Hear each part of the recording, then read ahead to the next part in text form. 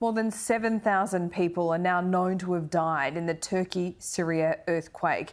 The World Health Organization is warning the death toll could rise to more than 20,000. Crews are continuing to search beneath the rubble in freezing conditions for survivors. Joining me live now is Fox News reporter Greg Palkot. Thanks so much for your time, Greg. Where exactly are you and what's happening there? Hello.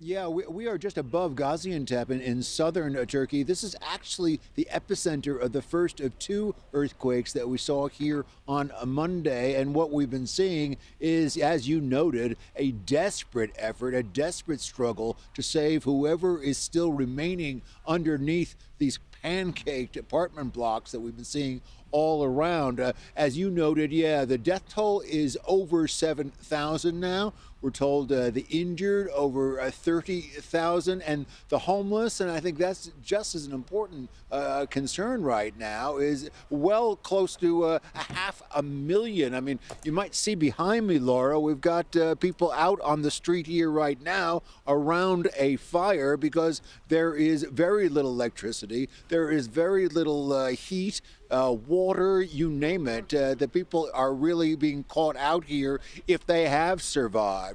And again, we've been watching the efforts of the search and rescue teams, the special teams of the Turkish government, but probably also very interesting and very important for Ankara is the help that they are getting internationally. Something like 70 countries are volunteering their rescue squads to come here to be a part of this desperate effort. And it is a desperate effort because what the experts say, Laura, is that under these kind of conditions, and it is below freezing, you got a high wind, very bad conditions. Under these kind of conditions, you can only last about 3 days after an earthquake. That's another 24 hours or so if you happen to be trapped underneath this rubble. So that's why we've been seeing these rescue workers. Right now I'm looking over my left shoulder and I'm seeing rescue efforts continuing right now. Hopefully rescue and not recovery, Yeah. Laura.